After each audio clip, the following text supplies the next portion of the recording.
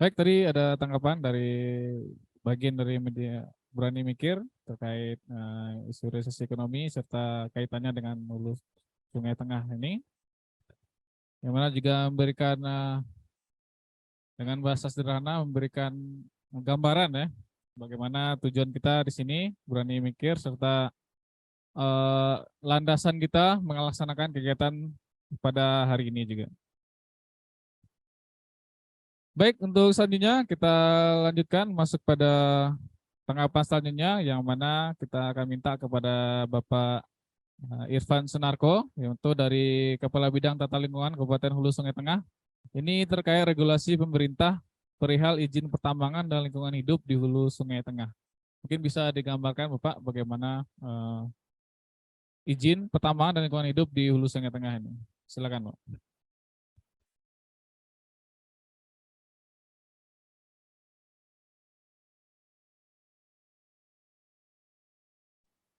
Baik, terima kasih.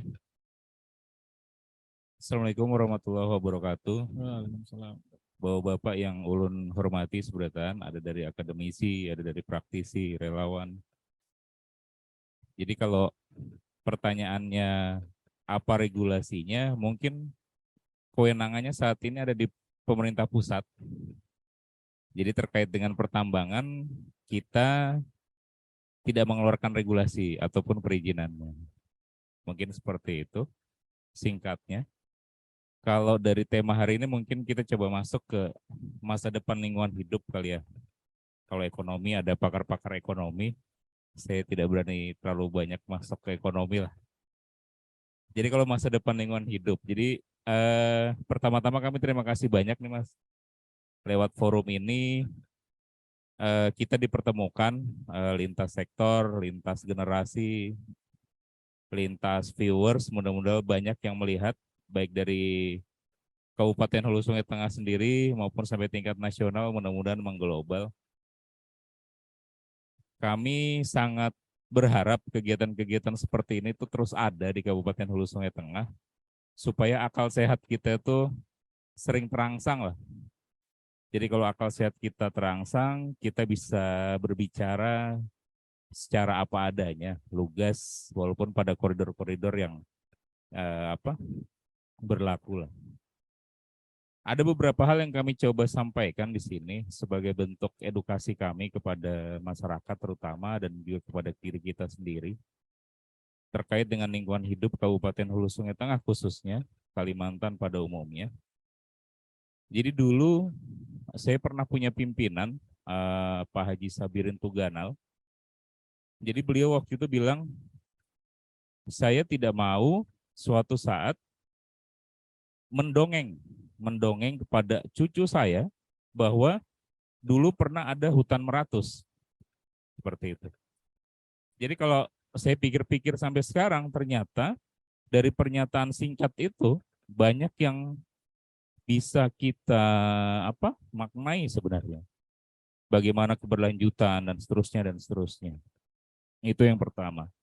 Terus yang kedua, kalau kita sering lihat di Google atau di media internet, itu sering ada foto atau gambar Pulau Kalimantan, kemudian diperlihatkan tahun sekian warnanya hijau, tahun sekian warnanya berkurang, dan seterusnya. Nah, apakah, jadi pertanyaan besarnya itu, apakah kita yang hidup di Pulau Kalimantan ini akan membiarkan ini terus terjadi? Karena kalau ini terus terjadi, maka dampaknya nanti ke ketahanan pangan dan seterusnya dan seterusnya. Apakah gambar-gambar itu akan terus seperti itu? Sampai kepada anak kita, kepada cucu kita, mereka akan menampilkan gambar di universitas-universitas besar di Pulau Jawa, di Pulau Sumatera, dan lain-lain. Ini Borneo dulu, ini Borneo sekarang. Apakah kita akan terus melihat seperti itu? Atau ada upaya perubahan lah dari kita yang hidup di Kalimantan? Itu yang kedua. Terus yang ketiga, saat ini memang terjadi degradasi, di mana kita sering mendengar tadi ada istilah pemanasan global, kemudian menumbuhkan perubahan iklim dan seterusnya. Apakah kita yang hidup di Kalimantan khususnya tidak tergerak pada saat ada pemerintahan dan masyarakatnya yang ingin mempertahankan itu, supaya efek daripada pemanasan global walaupun mungkin kecil, karena hutannya cuma ada di hulu Sungai Tengah, itu upaya-upaya itu tetap didukung atau dibiarkan sehingga pemanasan global biar aja terjadi, perubahan iklim biar aja terjadi. Padahal di mana-mana, baik dari pemerintahan paling bawah sampai dengan pemerintahan di pusat, di Jakarta sana, maupun di tingkat nasional, selalu mendengung-dengungkan bahwa ke depan akan ada pemanasan global. Sekarang kita perubahan iklim, ketahanan pangan kita terganggu. Tapi pada saat ada pihak yang ingin menjaga itu, malah tidak didukung. Seperti itu. Kemudian yang berikutnya, jadi kami coba merangsang saja apa yang saat ini sedang terjadi gitu. Jadi sebuah paradoks pada saat kita bicara tentang pembangunan berkelanjutan, tetapi di sisi lain upaya penghentian pembangunan berkelanjutan itu tetap berjalan. Dan ini sebenarnya hal yang agak lucu juga sebenarnya, kritisi juga kepada pemerintah pusat di skala negara-negara lain itu menerapkan prinsip-prinsip berkelanjutan, kita malah menerapkan prinsip pembangunan berkelanjutan. Nah, ini ada sedikit perbedaan sebenarnya antara prinsip berkelanjutan dengan prinsip pembangunan berkelanjutan. Makanya di negara kita itu dikenal adanya KLHS dan seterusnya. Karena kita memang menerapkan prinsip pembangunan berkelanjutan.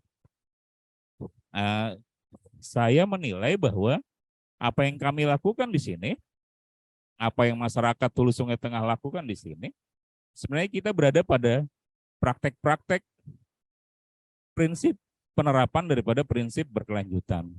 Mungkin ini perlu ada apresiasi lah. Karena pada saat kita masyarakat Hulu Sungai Tengah, tadi disampaikan oleh Pak Hadi, Ketua Dewan Adat Dayak, pada saat kita melaksanakan itu, maka ekonomi masyarakat itu tidak langsung bergejolak besar gitu Pak ya dari sisi perekonomian, tapi memang dia datar dan ini yang perlu didukung. Karena pada saat pemerintah Kabupaten Hulu Sungai Tengah memilih green economy sebagai kebijakannya, maka inputnya itu memang tidak terlalu besar untuk menggerakkan pembangunan, mungkin seperti itu Pak ya dari sisi ekonominya.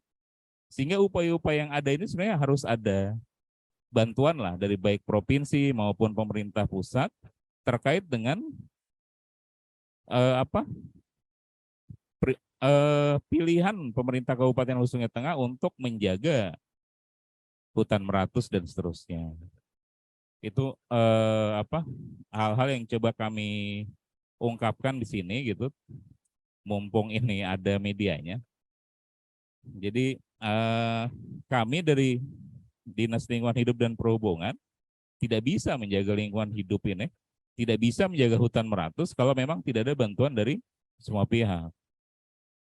Apakah kita akan membiarkan daya dukung dan daya tampung Kabupaten Hulu Sungai Tengah dengan hutan meratusnya di daerah hulu ini akan terus turun?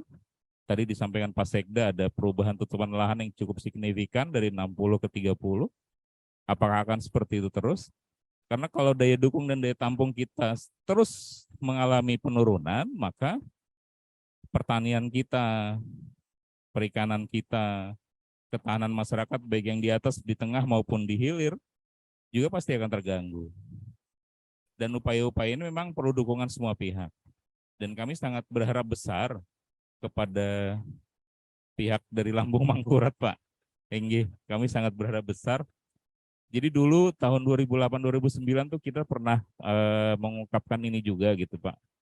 Jadi kalau di Gajah Mada misalnya mereka punya Wanagama sebagai hutan pendidikan, hutan apakah Lambung Mangkurat juga tidak berkeinginan punya hutan pendidikan gitu di Kabupaten Hulu Sungai Tengah.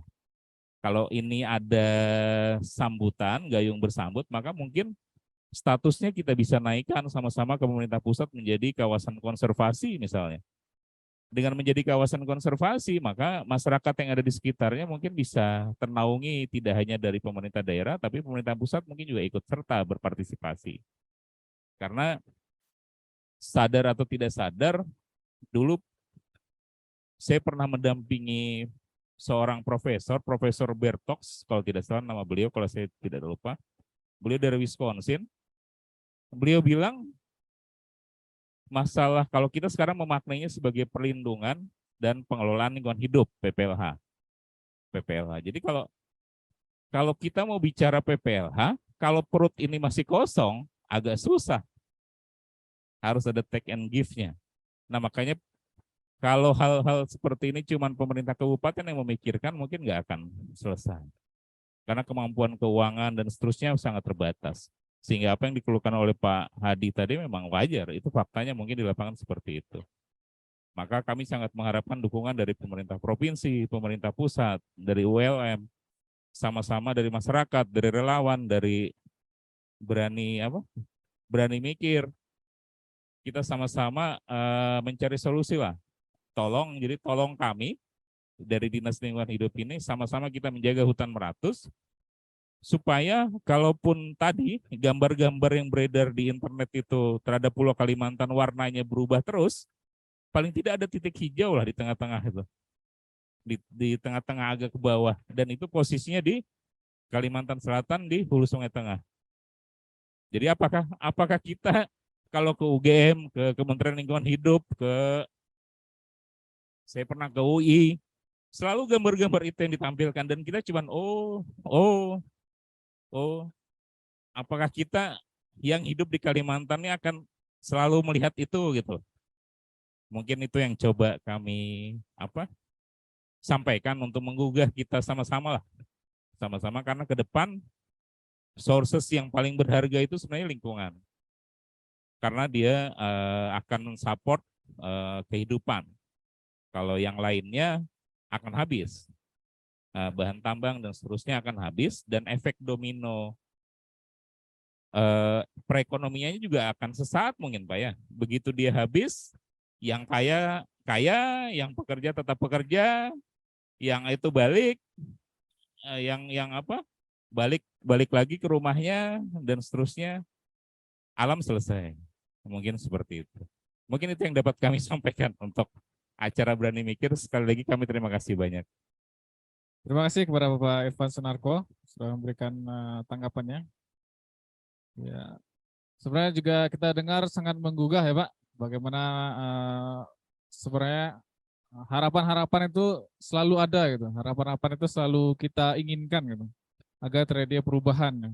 Dan juga itu pastinya melibatkan semua pihak gitu, baik dari akademisi, baik dari pemerintahan, tuh, masyarakat lokal, serta aktivis-aktivis yang juga bersinergi dalam masyarakat, yang mana tujuannya dan kita harapkan tidak melepaskan tujuan utamanya itu, yaitu kembali ke masyarakat dan untuk mensejahterakan masyarakat.